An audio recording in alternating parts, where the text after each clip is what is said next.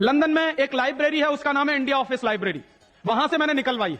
India office library में से ऐसे कुछ 50,000 से ज्यादा डॉक्यूमेंट्स मैं निकाल के लाया और वहां के कई लोगों की मदद से हमने वो निकलवाए।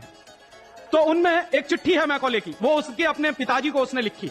जब वो यहां ऑफिसर बन के आया है तो मैकॉले क्या लिख रहा है कि भारतीय समाज को अगर बर्बाद करना है तो भारतीय न्याय पद्धति बर्बाद करो। तो वो करने के लिए उसने आईपीसी बना दिया, सीआरपीसी बना दिया, सीपीसी बना दिया और बर्बाद हुई।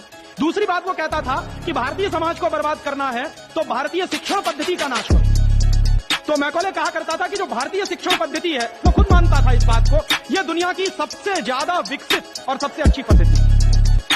क्या होता था, यहां गुरुकुल चलते थे, गुरुकुलों में विद्यार्थी पढ़ते थे और विद्यार्थी 20 साल तक 25 साल तक ब्रह्मचर्य का पालन करते हुए शिक्षा ग्रहण करते थे, संस्कार मिलते थे और वो संस्कार लेकर समाज में जाते थे। उन्हीं संस्कारों से संस्कृति बनती थी और वही संस्कृति भारतीय संस्कृति कहलाती। ऋषि थे, मुनि थे, बड़े बड़े ज्ञानी थे, महात्मा थे, वो गुरुकुलों को चलाया करते थे और सारे के सारे गुरुकुल जो चला करते थे उनमें वेदों का अध्ययन, पुराणों का अध्ययन, उपनिषदों का अध्ययन, जो भारतीय ज्ञान है, जो भारतीय मनीषा है, उन्हीं सबका अध्ययन संस्कृत के माध्यम से कराया जाता था।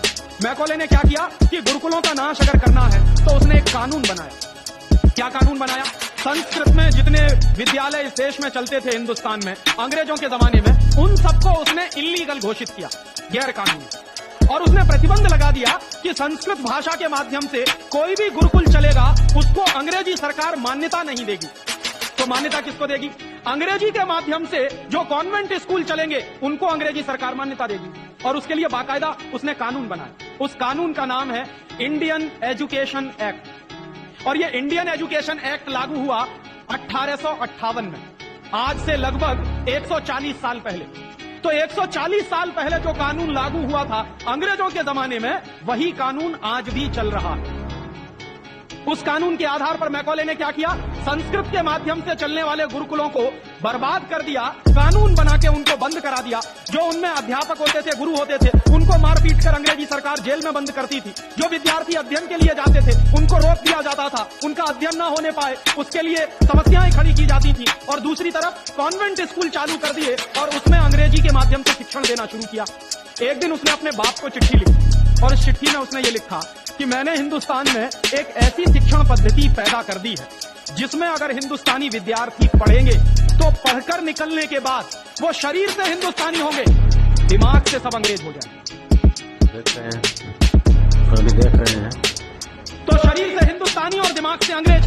तो मैकॉले दूसरी बात लिख रहा है उस चिट्ठी में कि जब वो शरीर से हिंदुस्तानी और दिमाग से अंग्रेज हो जाएंगे तो अंग्रेजों के हिसाब से सारे काम करेंगे। और वो विद्यार्थी जब कॉन्वेंट स्कूल में से निकलेंगे तो सबसे ज्यादा गालियां भारतीय संस्कृति को देंगे, सबसे ज्यादा गालियां अपने माँ बाप को देंगे। कैसे? मॉम और डैड कहते हैं। डैड माने होता है मरा हुआ और मम्मी माने होता है शव। इजिप्ट में आप जाइए, मिस्र एक देश है, वहां पे ममीज कहा जाता है किसको? मरे हुए आदमी के शव को। तो हमारी माँ हो गई मम्मी और पिताजी हो गए डैड। आया कहां से ये? मैकॉले ने डाल दिया हमारे दिमाग में। और मैं ये कहता हूं कि मैकॉले तो मर गया, उसका बाप भी मर गया, सब मर गए, भगवान उनकी आत्मा को शांति दे। लेकिन उसकी जो आत्मा है वो हम सब में प्रवेश कर गई है। और कैसे प्रवेश कर गई है?